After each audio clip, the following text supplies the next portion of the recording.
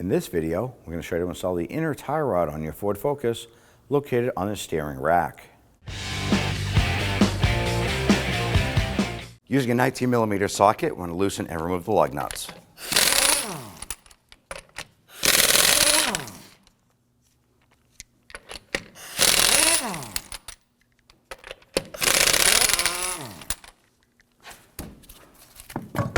Remove the wheel and set it aside. With the wheel removed, go ahead and crank it out so you have access to the steering components here. Now we're going to use a 15mm socket. We want to loosen this upper nut here for our outer tie rod. Ours is a little bit rusted, so we're going to go ahead and tap that socket on there.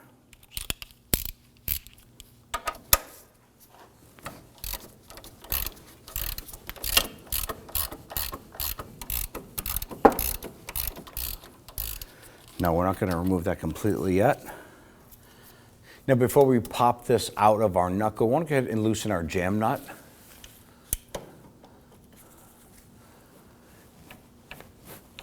Now as we loosen our jam nut, the inner tie rod is spinning in with it as well, and we don't want that to happen. So I'm going to go ahead and clean up the threads on here.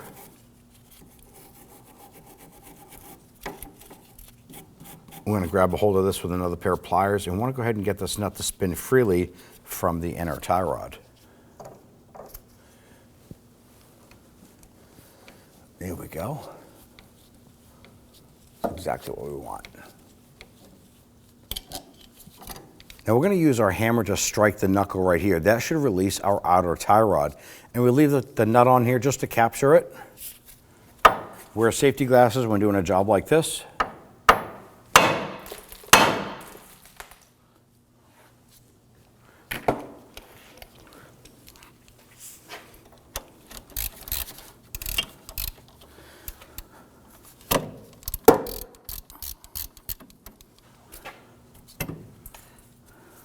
Now at this point here, before we unthread this, we want to count the amount of revolutions it takes to unthread it from the inner tie rod. That's going to help us with our preliminary setting on our alignment. We want to count on a full revolution.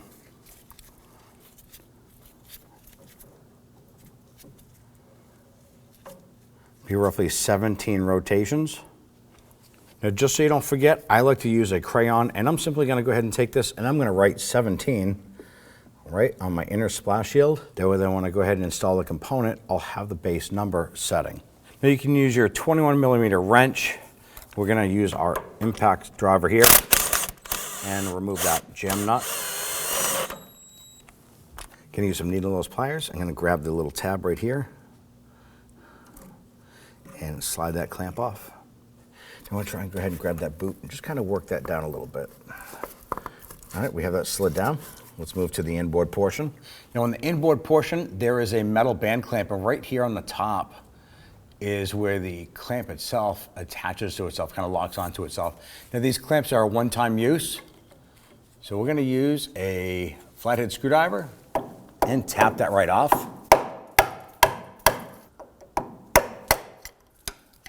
Okay, to remove this. Now there's a vent tube right here that runs into the side of it. There's a little port. So if I can grab I'm going to grab the boot, and you can see I'm twisting it.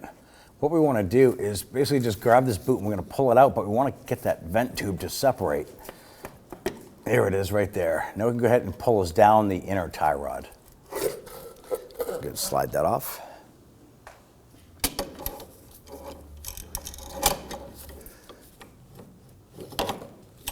Use our pliers to go ahead and loosen this.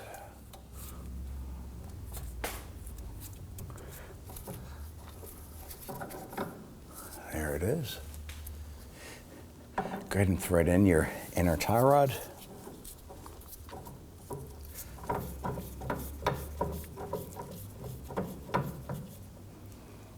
We're going to install our inner tie rod tool here.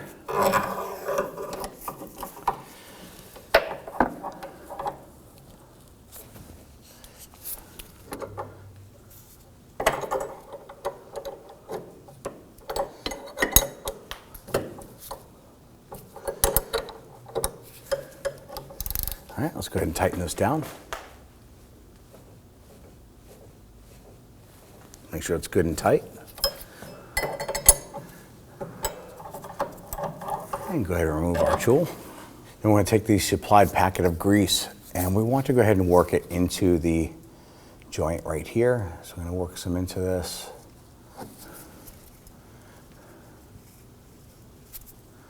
I'm going to work that in and then move it the other way. I'm going to continue to do this until the grease packet is empty.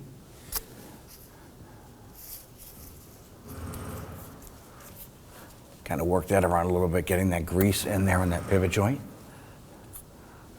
I want to take our boot, I'm going to slide that over.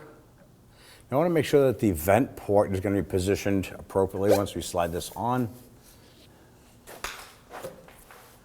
All right, so at this point here, the boot kind of stops.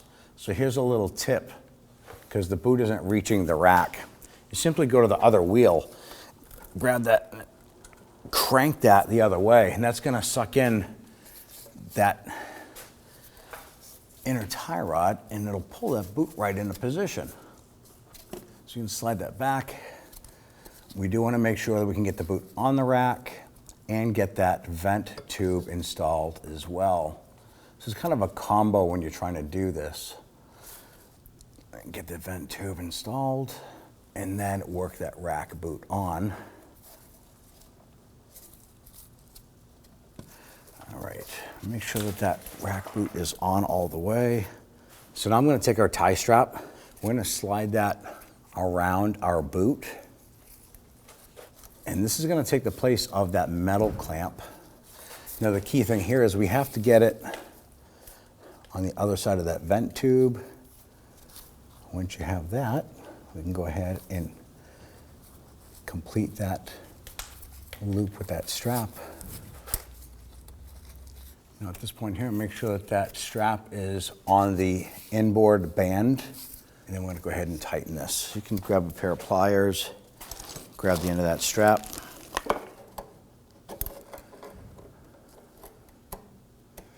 And once you have that good and tight, we're going to cut off the excess. Now in the outboard portion of our boot here, we're going to go ahead and install a tie strap here. So we went ahead and already looped the end of it. I'm going to slide this right up and over. We're going to grab our pliers. We want to make that good and snug.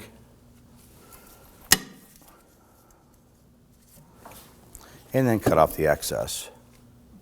I'm going to go ahead and install our jam nut here.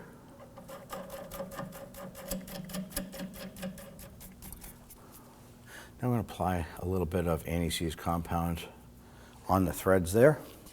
I'm going to go ahead and install our outer tie rod. Now once this catches, we have our 17 revolutions to put on.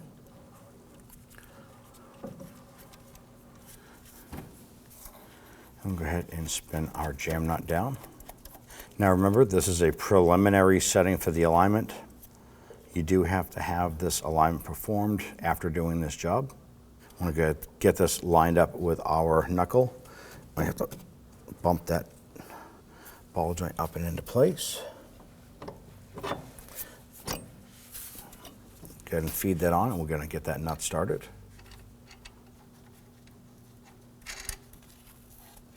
All right, let's go ahead and tighten this down. Now we want to go ahead and tighten down our jam nut.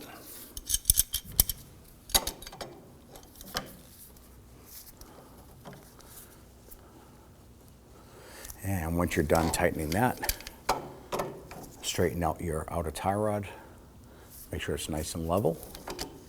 Let's torque down the outer nut here to 26 foot-pounds. Now once you've completed this job here, go ahead and repeat for the passenger side. Install your wheels, bring it down to your local alignment shop, and then take it for a road test. Go ahead and take your wheel, line it up on the wheel studs, and let's go ahead and get the lug nuts started. I'm going to start them all by hand, and then we'll come on back and snug them down.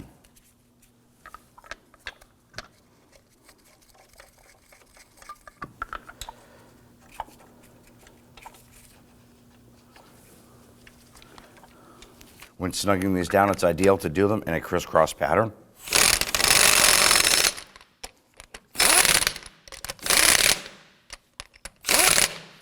Let's now torque them. Let's go ahead and torque down our lug nuts to 94 foot-pounds. And ideally, you want to do this in a crisscross pattern.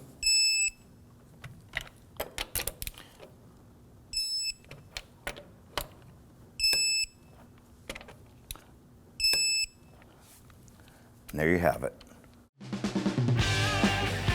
When only the best will do, demand TRQ. The only company that lets you view before you do. TRQ is committed to offering the highest quality aftermarket auto parts that are engineered for peace of mind. Thanks for using and viewing with TRQ.